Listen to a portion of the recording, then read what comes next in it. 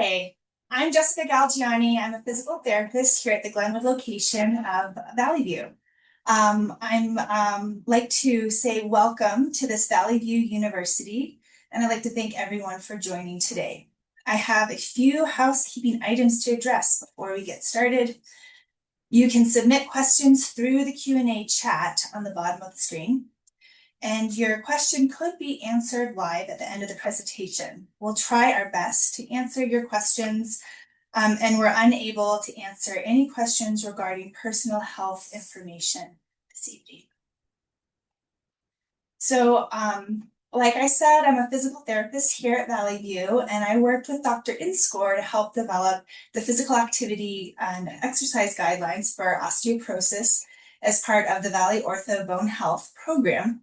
Dr. Inscore will be joining us tonight after this presentation for the Q&A. Today, I'll be talking about keeping your spine strong, improving your posture, and preventing or reducing your risk of having a thoracic wedge fracture.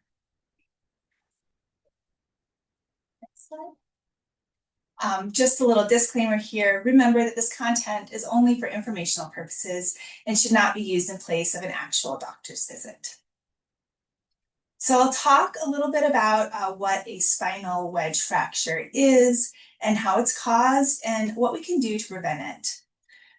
Then I'd like to spend the majority of my talk showing you some exercises that you can do to improve your flexibility and keep your back strong to improve your posture.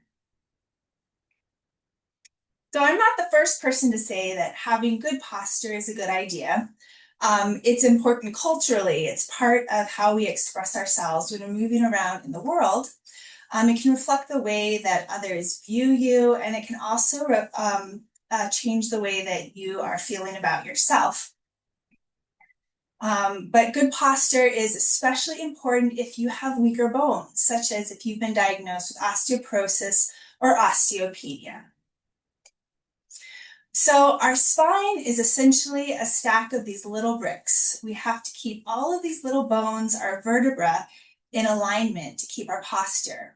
And that's a tall order. We have 7 cervical vertebrae in our neck. We have 12 thoracic vertebrae in our upper back, and we have 5 lumbar vertebrae in our low back.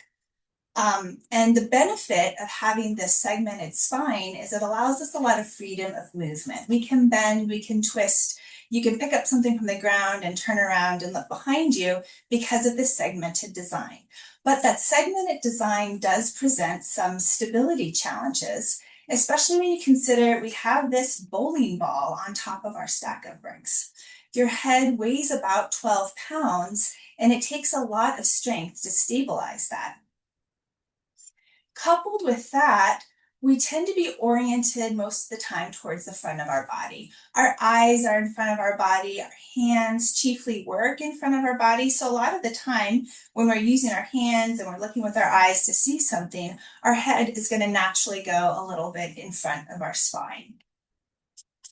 So that head, which weighs about 12 pounds when it's stacked nicely on top of your shoulders, for every degree forward gets heavier and heavier due to torque. So when we're standing up nice and tall, our head is not too big of a load, but as the head gets more and more forward, it can weigh a lot more, up to 60 pounds when your head is really far in front of your shoulder.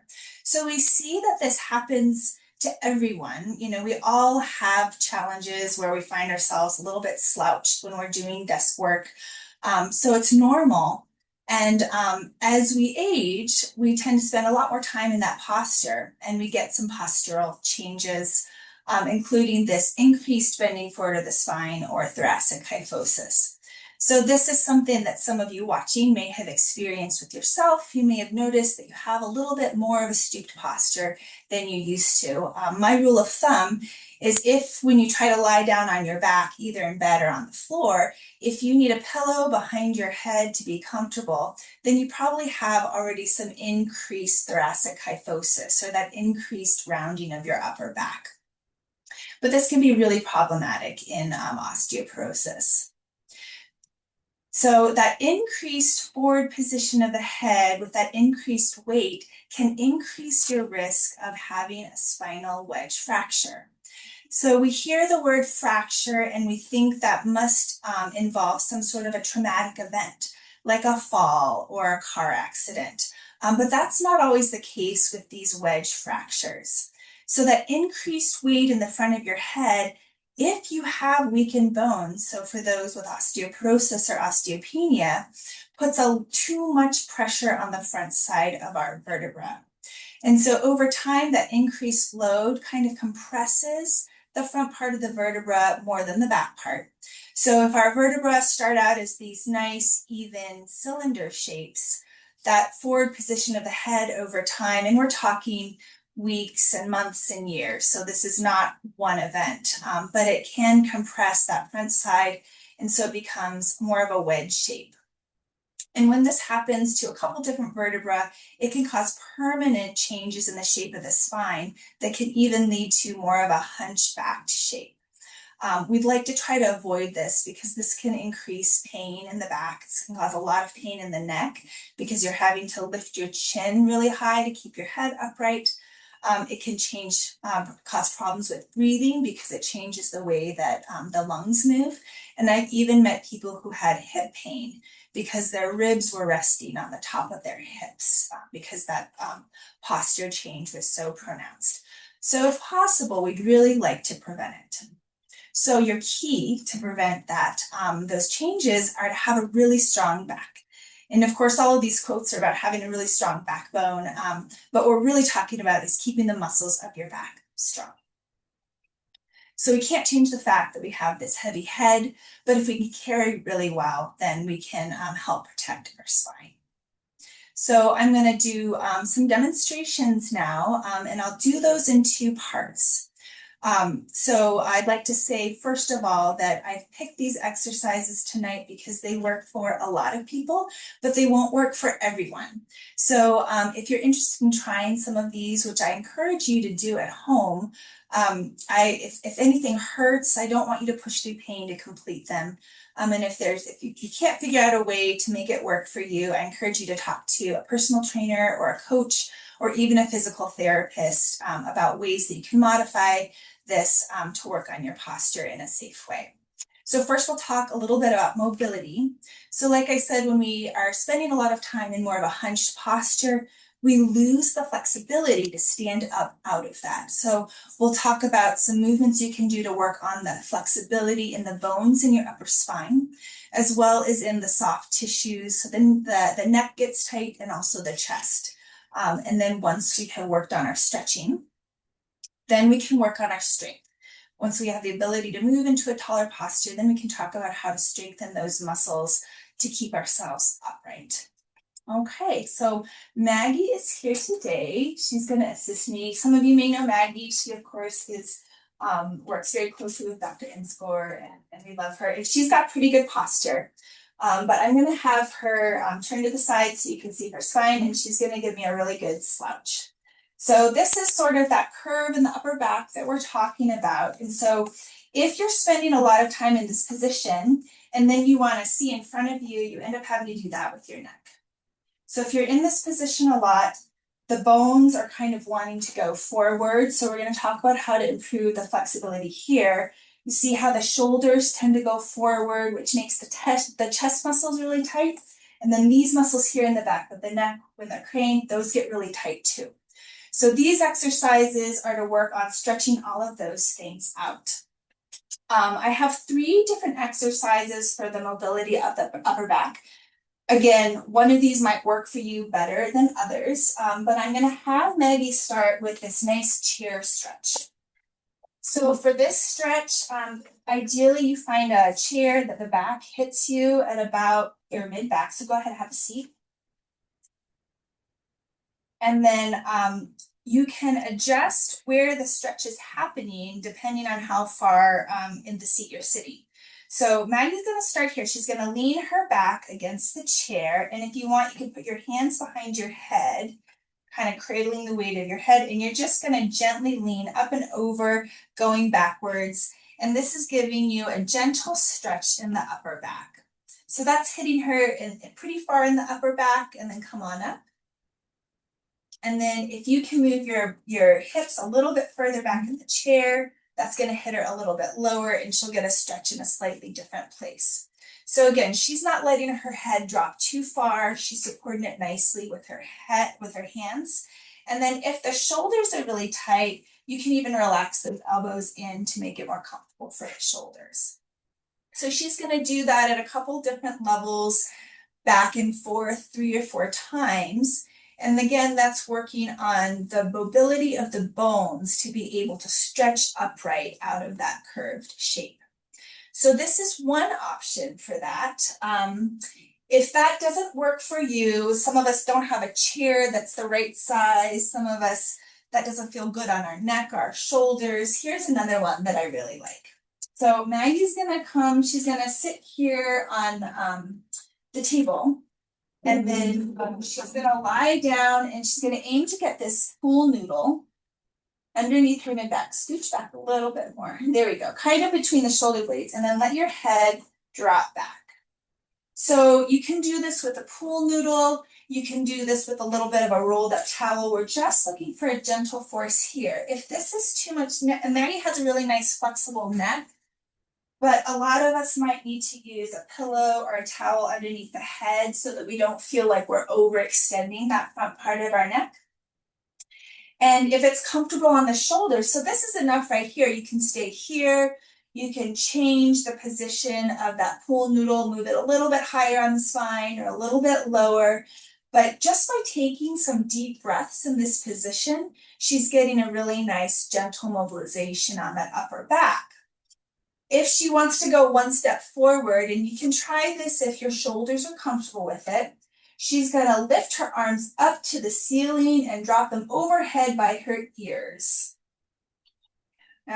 She likes this. For some people, this might create a little bit too much of an arch in the low back. If that's the case for you, go ahead and bend your knees, and that might make it a little bit more comfortable on your lumbar spine. And then exhale, bring your arms down. And because these thoracic vertebrae do articulate with the rib bones, if we incorporate breathing with this, we can get a little bit more of a fuller stretch. So this time she's going to take a breath in and move her arms overhead. So that inhale kind of facilitates that thoracic elongation or that thoracic extension. And then she can find an exhale to bring those arms back down. Yeah, so this is a really nice stretch. And again, nothing larger than a pool noodle. You don't need to get on a huge arc to get that stretch. Okay, Maggie's gonna stand up. I have one more stretch for that upper back to show you. This one, I think on the picture, I've got pictures of these as well as short verbal descriptions on a handout that will be sent to you by email, the email address you used to register for this session. So that will come to you. So if you want to try these at home, you'll have those pictures. The picture of this does show someone using a countertop, but just to make it easier for you to see, we're going to use the back of the chair. So I want you to put your hands on the top of the chair here, and you're going to step your feet back and kind of let your chest sink down. Good, very good. And so what we're trying to do is get this part of the upper back to drop. I call this a modified downward dog. So for some people, this is going to be a little tight in the hamstrings on the back of the leg. So if that's the case, go ahead and maybe bend your knees, and then that will take the hamstrings out of it to let yourself have a better stretch. This can be hard on the shoulders if you don't have the flexibility to bring your arms all the way overhead, but you can get a similar stretch. Stand up, Maggie, and then I want you just to kind of sit your hips back in that position. You can get the same kind of stretch here without putting quite so much force through the shoulders. And that's another really nice one. So those are 3 different ways you can work on the mobility of the bones in the upper part of your back. Yeah, how's it feel? Great. Excellent. So for the neck, my favorite stretch is another one where you're lying down. So I want you to go ahead and lie down on your back. This is one where I definitely want you to use a pillow or some sort of towel behind the head. if it feels straining to do without one. But if you can comfortably lie on your back without a pillow, then you can also try this without a pillow. I'm going to use a little towel so that we can see what's going on with Maggie's neck. And it's a tiny little movement. It's called a chin tuck. And you're just going to bring your chin a little bit down towards your chest. So it's not a huge movement. If you make it too big, it can kind of cause some stress in those upper neck muscles. Go ahead and relax. So what you're trying to imagine is pretend that in that bony place of your skull, right where it meets your spine, if you have a little piece of chalk, you're trying to draw a tiny line up that pillow or up the bed. So when it comes down, you're really focusing on lengthening this high cervical spine with that motion more than you are trying to bend your head. So when you do this, make sure you're not lifting your head. Your head should stay heavy and relaxed into the pillow. It's really just a pivot, kind of a rotation of the top of the head on top of the spine. And this is a really nice way to stretch out those muscles at the top of your spine that can get tight from having our head a little bit too far forward. And then finally, we get to the mobility of our chest muscles. Go ahead and stand up. So on your handout, you'll see that this stretch uses the doorway. We're going to simulate a doorway today with this noodle. Okay, so pretend that this is the side of the door. You can face this way. So you're going to put your hands on either side of the door and then take a step through, leaving your hands behind. So you can see how her arms kind of going behind her back. And that should be felt as a nice stretch across the chest muscles or the pectorals. You can try different angles. So some people, it might be more comfortable with your arm lower. Some people might want to bend their elbow and take their arm just a little bit higher on the door, but it's really wherever it feels like a comfortable stretch across those pectorals, again, in the front of the chest, without feeling like it's too hard on your shoulder. Finally, in our mobility series, after you do that stretch, we want to work on how the shoulder blades move. So I would like you to face behind, face backwards. Okay, and this is perfect. She's wearing this nice shirt. You can really see what's going on. So all you're going to do is gently draw your shoulder blades together without getting too tight up here. Good, and relax. Yeah. That's it. So it might be a smaller movement than you think it should be. Just a subtle tuck together. They don't have to pinch. You're not going to be grabbing a pencil between your shoulder blades. It's really just enough to feel like you're drawing them together. And then if you turn, let's see, turn sideways so they can see a profile. So when she does that, you can see how it just brings those shoulders back a little bit. So you're trying to go from here, from that rounded position, to just drawing those shoulders back. Okay, so these are some of my favorite exercises to improve that mobility of the spine and the chest and the neck to get us in the right position so that we can start to think about strengthening. All right, so let's talk a little bit about strengthening. I have these organized sort of from easier to hardest, and so we'll start with what I think is one of the easiest or at least most accessible ways to work on the strength of those upper back muscles. And I need an assistant. Okay, so typically I'll take a band and I'll tie a knot in it and then stick it in a doorway to stabilize it. So that's a good way that you can do this at home. If you go to the gym, you can do a similar type of exercise with a cable machine, but just giving some resistance. And so for this one, you want it to be a little bit above the level of your head. And then you're going to take the band and just stand to right where you start taking up the slack. Okay, and so now you want to stand in this ideal posture. Your chest is proud and your shoulders are not up by your ears.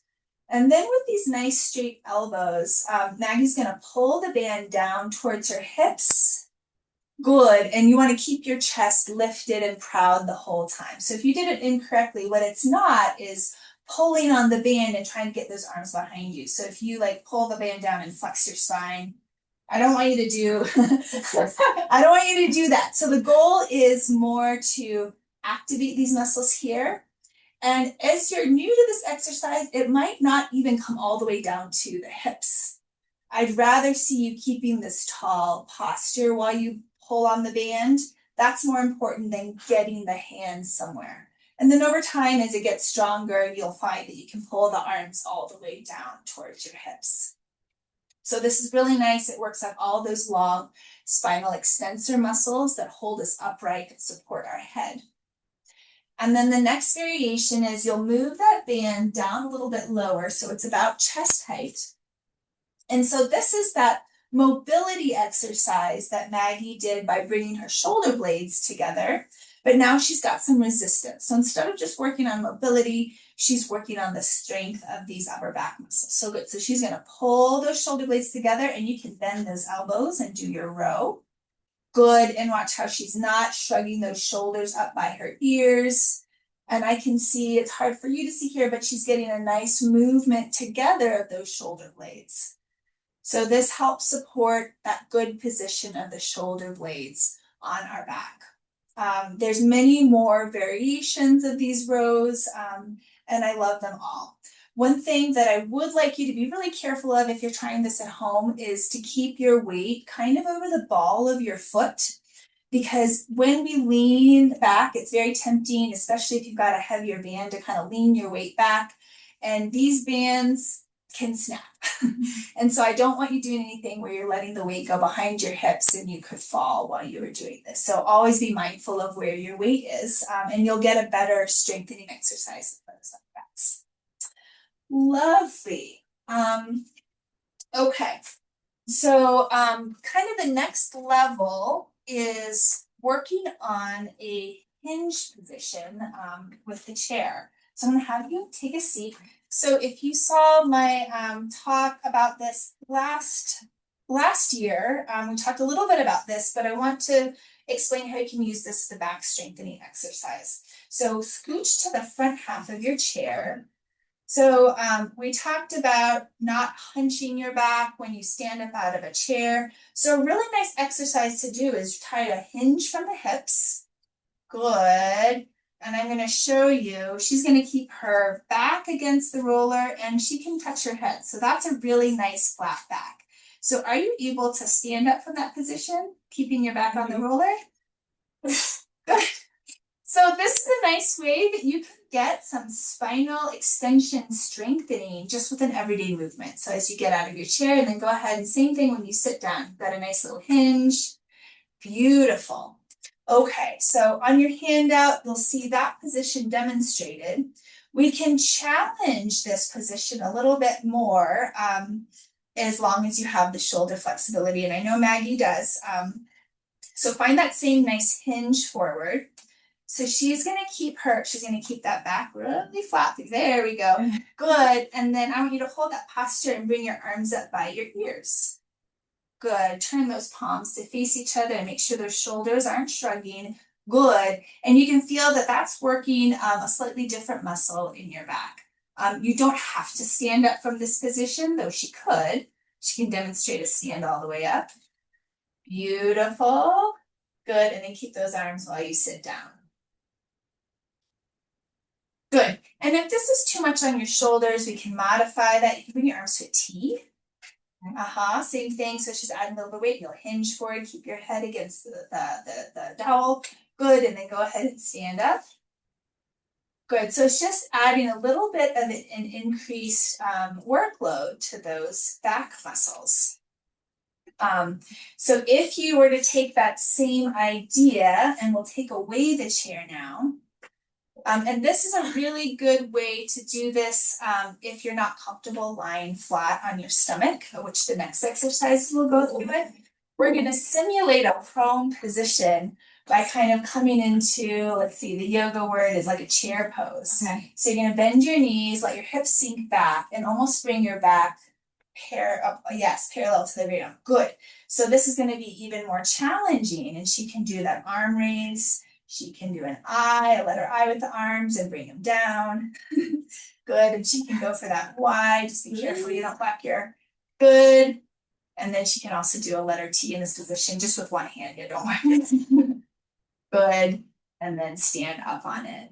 So that's a nice way to get those back muscles to engage when you don't have to lie on your belly. Okay? If you are able to lie on your belly, it's even better. Okay, so to make lying on your belly a little bit more comfortable, I recommend using a pillow. So if you put a pillow underneath your waist, even if you are comfortable without the pillow, I do like the pillow because it makes sure that you're not bending too much in your low back. So if you have something over that, it's okay.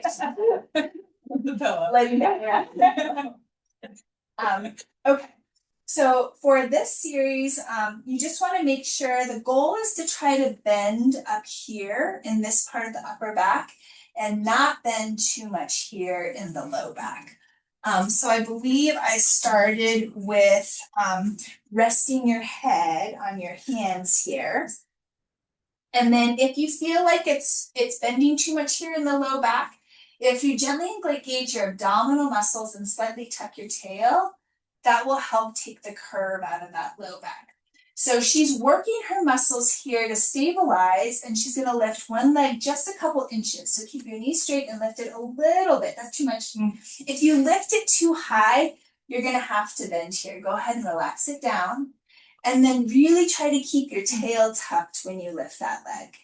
Good. So you can't lift it very high if you're really stabilizing your low back.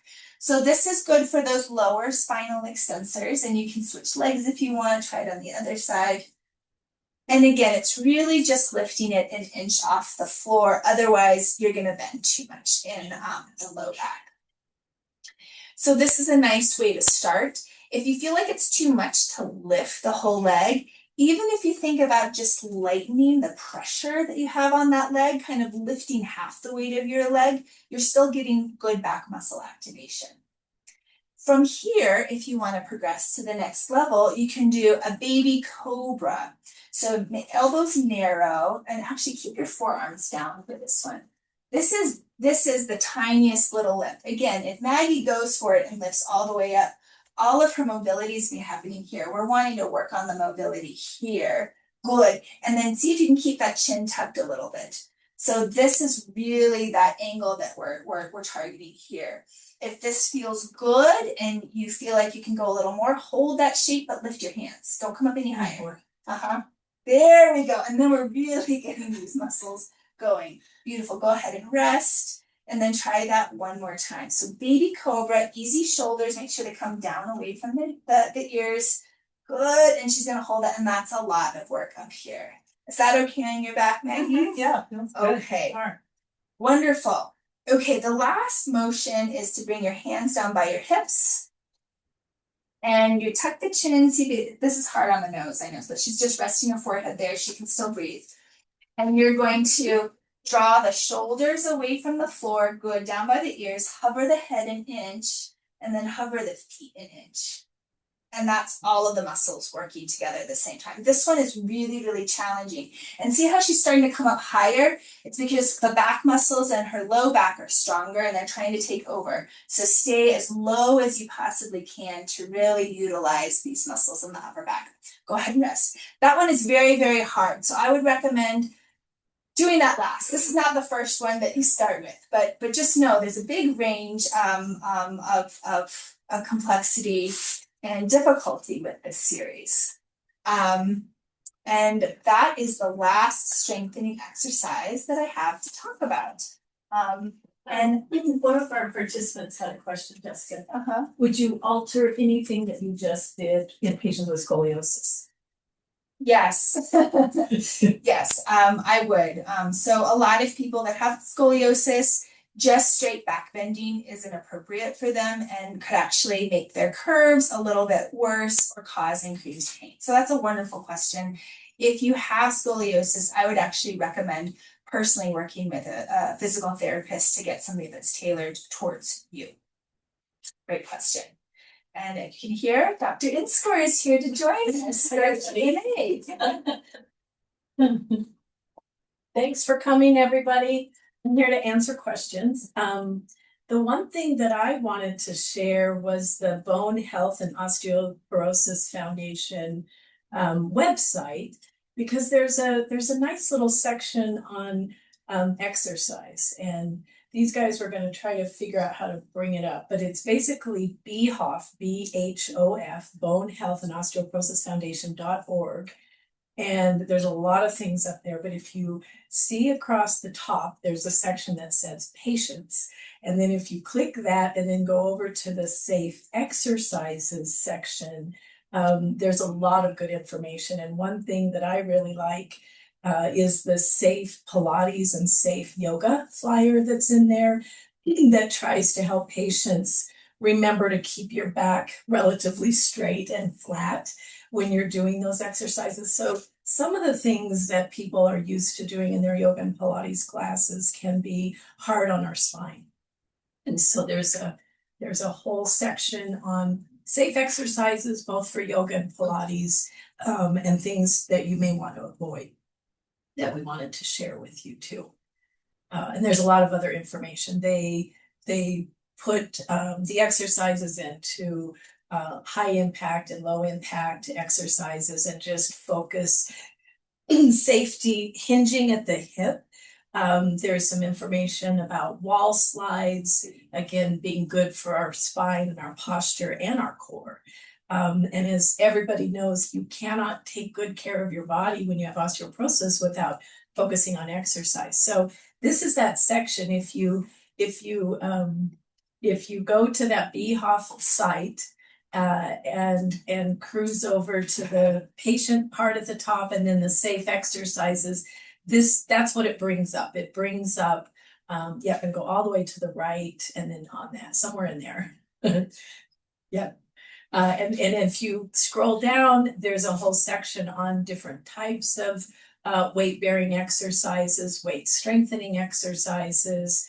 And then there's a video that you can watch using good technique when you're doing these exercises, as somebody pointed out. And then there you can click and download the safe Pilates and the safe yoga flyers too, because those are really important. And sometimes our teachers in those classes understand osteoporosis and sometimes they don't. I mean, I think a 24-year-old really strong woman teaching Pilates may not understand all the nuances of osteoporosis and keeping the spine straight. I actually have, Haley, can you bring up those last two slides? I wasn't sure if we'd have time for this, so I left that out of the main presentation, but it fits right in. Yeah. So these are the type of positions that I typically recommend people with osteoporosis avoid. So just like that position, and if you want to just go to the next slide, Haley. Just like that position where our head is forward and we're really putting a lot of pressure on the front side of our vertebra.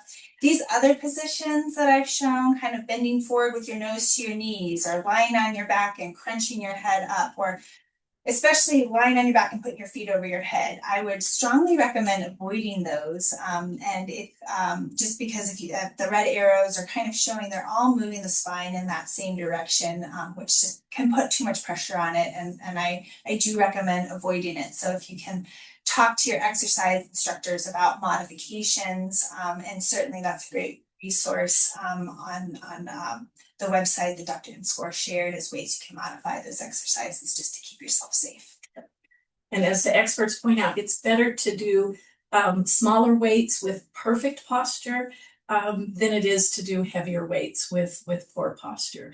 And, you know, for people that are really focusing on high intensity strength training, we encourage that you see a physical therapist, have a really well-educated trainer that can guide you, because if we do it wrong and we hurt ourselves, we're in a timeout, sometimes for a very long time. So we want to use all the right techniques to take good care of our body.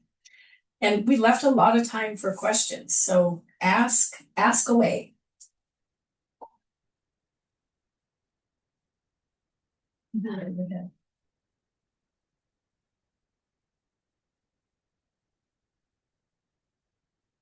Are you recommending avoiding those exercises for everyone or just people with osteoporosis or at risk for osteoporosis?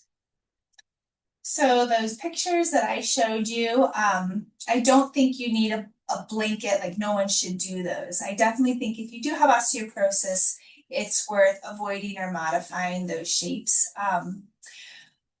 For example, if you take the lying down, curling your head off, that's off the floor, that's a way a lot of us do abdominal exercises. But I tend to take that out, for most people just because it's not necessary. You don't have to lift your head. And in fact, you can get better core engagement if you're keeping your spine in one line and just lifting your legs off the floor. So I tend to take that out when I can because it can cause unnecessary neck pain, and it can also cause people to use more of their upper abdominals and not use all of your abdominal muscles to stabilize your core. So again, I wouldn't say that necessarily. I mean, there's a lot of young people that do those big movements and they don't injure themselves. But at the end of the day, I don't know if you're benefiting by going to the absolute extreme range of motion in those positions that you can. If that makes sense. And I think when we're younger, we're just doing things without necessarily thinking about how our body is moving. And then as we age, we have, especially if we have osteoporosis, we have to try to focus changing the things that we maybe were used to doing or that we could do for the last 20 or 30 years. So modifying is okay, and we should be doing it when we can. And again, anytime people need therapy or a trainer to help them, thankfully, there's a lot of folks in our valley. I mean, we're not the biggest place in the universe, but there's a lot of people there. Most practices have a physical therapist with osteoporosis expertise. So we're doing a lot of referrals, and a lot of times that just gets people started, of course, on their program, and they sometimes need a refresher course to make sure we're doing things correctly. Are deadlifts safe to do with osteoporosis? So again, it depends on how flexible you are and what kind of weight we're talking about. So that form that Maggie demonstrated with a nice straight back when she was hinging from the hips and standing up from a chair, that's basically a modified deadlift. And that position that she was demonstrating that was a little bit more challenging, where she was kind of hinging forward from the hips, that's a deadlift position. And I think that is a great way to, it engages the muscles of your back with your spine in a very neutral position. And it helps you increase your ability to hinge at the hips and find that mobility there, so that when you're standing or stooping, you're getting that motion from your hips so that it's not all coming from your spine, if that makes sense. Now, if you've never done a deadlift and you suddenly go and try to lift 200 pounds from the floor, I don't think that's a good idea. I would recommend starting just getting into that hip hinge, using maybe even a yardstick on your back to find your nice alignment, and practicing that form. Because if you've never done that motion before, that is a strength building exercise. And then once you get good at that, gradually adding a little bit of weight to it, I think is safe. I do think that with a lot of those Olympic powerlifting, kind of your classic weightlifting exercises, there is an emphasis on speed because speed is used to train power. And I wouldn't start with speed because that's how we get to some uncontrolled or more ballistic motions that could put your bones at risk. So instead of training for power, I would go for form and strength and progress real gradually over time. But if done that way, then I do think that a deadlift would be a safe thing to do. What do you think of the bras that correct posture? Okay, I do have opinions about these. A lot of studies find that when we passively restrain ourselves, so a brace is kind of a passive thing that holds you in a certain position, we tend to lose strength and our body relies on resting in the brace. So I wouldn't just say, oh, go ahead, wear a brace, that'll fix all your problems. It's much better to strengthen. But using a brace for short periods of time, especially if you have pain, and let's say you have a job where you have to bend forward a lot. Let's say you're a dental hygienist or you do a lot of desk work. it might be helpful every once in a while to wear support like that, just so you can you get a little feedback about your posture to help you think more about it and build awareness of the ergonomics in that position. But I wouldn't suggest that anyone put one on and wear it all day long. But it might be helpful for short periods of time to fix your posture. Do you have any tips to keep osteoporosis at bay? I'm going to start and then I'm going to let Dr. Inscore finish. So moving, keeping yourself active and lifting appropriate weights is a good way to start. Spending more time on your feet than you do sitting, and making sure you're getting good nutrition and good rest. But I know Dr. Inscore has more to add to that. Sure, and we talk about that, of course, all day in our osteoporosis clinic. Especially for women who are in the early menopausal years, that's the time that we tend to begin to lose bone at a pretty rapid rate. And we lose about 15 to 20% of our bone for the first 7 years of menopause. So I think we need to be kind of focused and aware, if we can, about that time of our life. Not that we shouldn't have been doing all the right things before then, but that's when we're going to really start to lose bone. And we've got to be sure that we're taking good care of our body. And we talk about nutrition.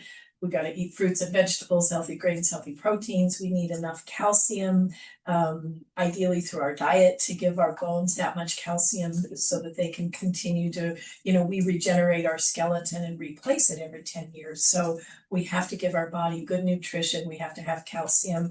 We need enough vitamin D to absorb that calcium. And then we have to work on our body. We need to move. And I say to people, when I show them little things, I say, now you have to keep doing this until you're dead. Meaning that there isn't a time that we go sit in the rocking chair and take it easy, because if we stop moving, we're going to lose it very quickly. That's, I think, your favorite line. Use it or you will lose it. So healthy diet, avoid alcohol and tobacco, get your calcium and D. If you're a perimenopausal woman and it's appropriate, hormones can help you hold on to your bone to some degree for those first 10 plus years. And then if you have osteoporosis in your family or you have other risk factors, get screened at an earlier age. Don't wait until you're 65 as a female or 70 as a male. You're probably going to get screened around menopause for most women. In relation to how you talked about how your ribs sit on your hips, an attendee's muscles are constantly locking up. They hang from a bar, they do the Thomas stretch to unlock those muscles. They're curious why those muscles would lock up and if it could be related to their osteoporosis.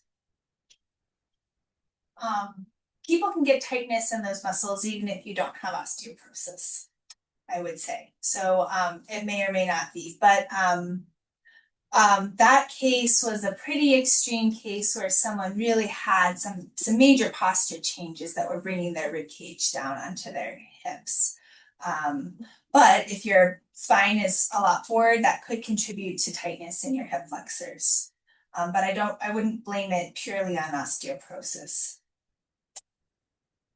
Does having a small frame mean you are more likely to get osteoporosis?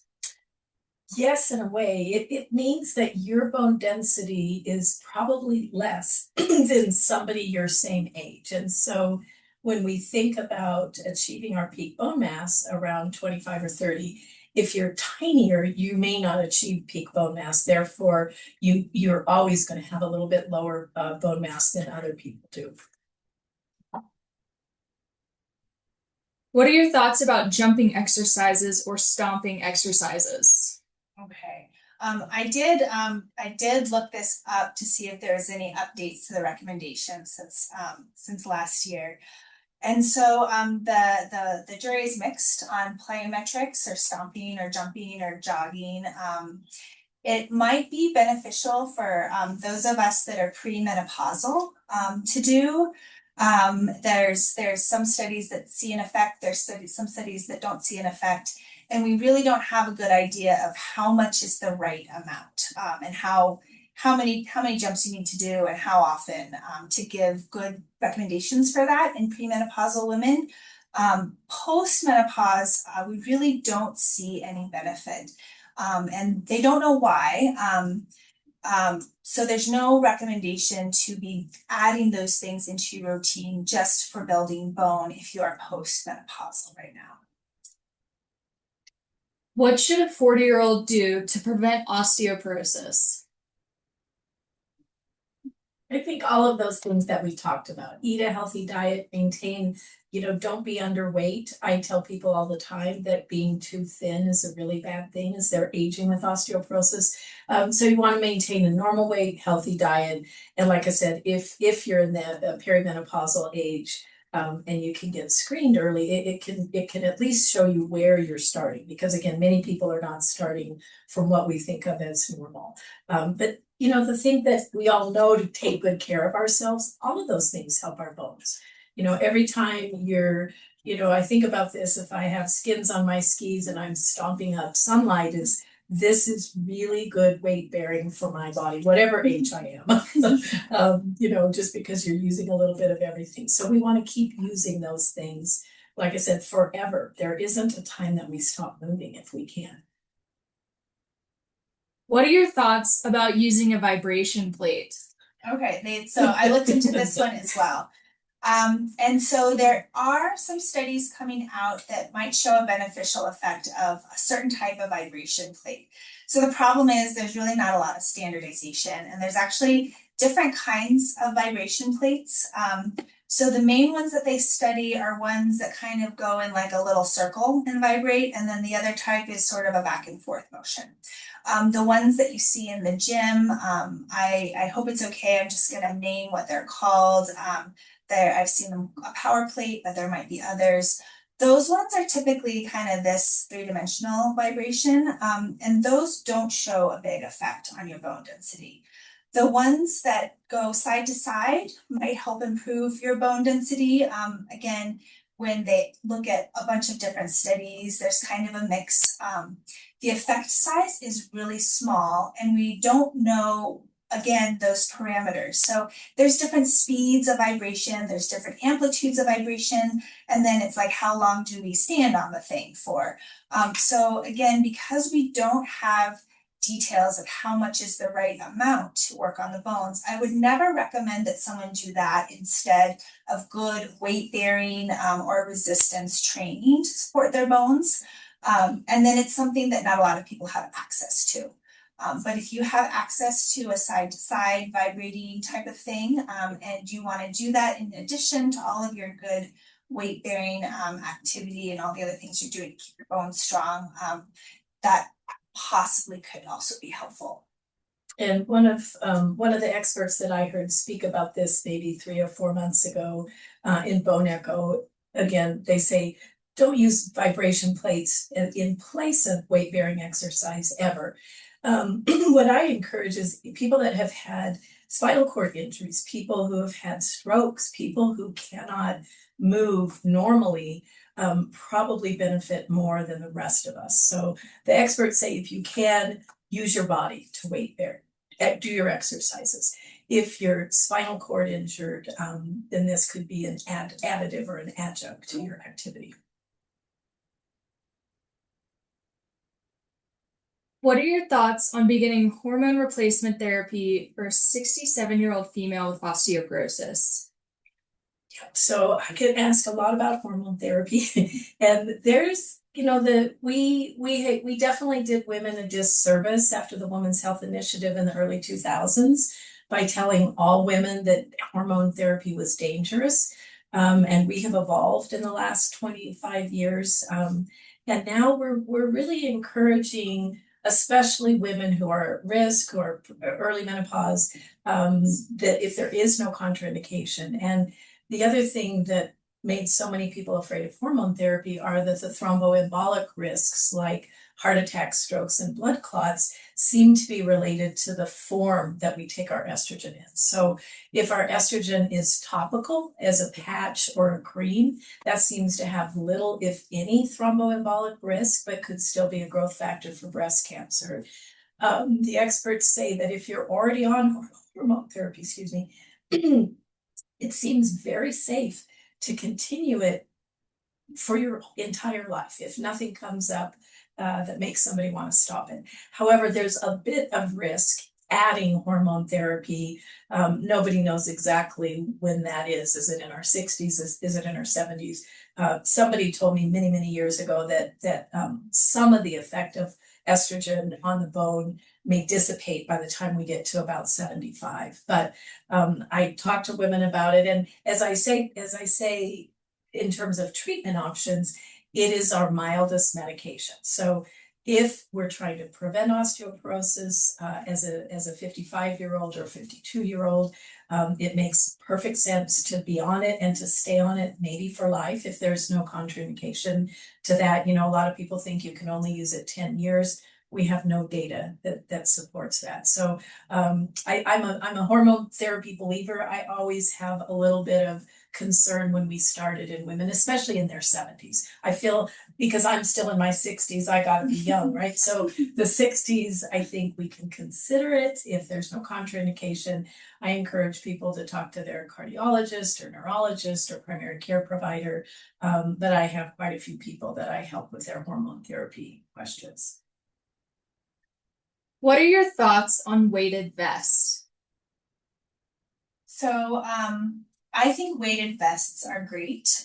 They can be a nice way to get increased weight bearing through your bones, especially if, you know, it hurts your shoulders to lift a weight. So I think they're great. I think just like with everything, you don't want to start with all the weights in the vest. You start with the minimum amount and get used to that, and then kind of gradually progress it. And I wouldn't recommend wearing it all day, every day.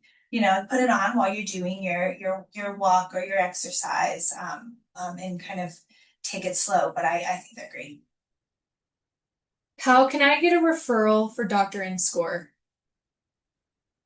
I don't know that you need a referral. I think you can refer yourself. You know, I don't even know if there are any insurance companies that require referrals anymore. So I think if you want a referral, you call the ValleyOrtho clinic and make an appointment. It takes a while to get in. My helper was on maternity leave, but she's back and we're gonna catch up again. Can I ask you a question? Sure.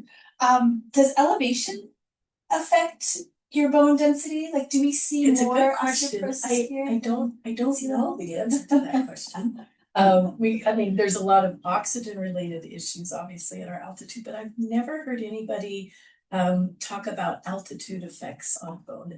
I don't know. We don't want to be in space. I know that. But I think it's okay to be in the mountains if you have good lungs. That's good. Okay, I'm just going to share our closing announcements. So our team would love to hear your feedback on today's presentation.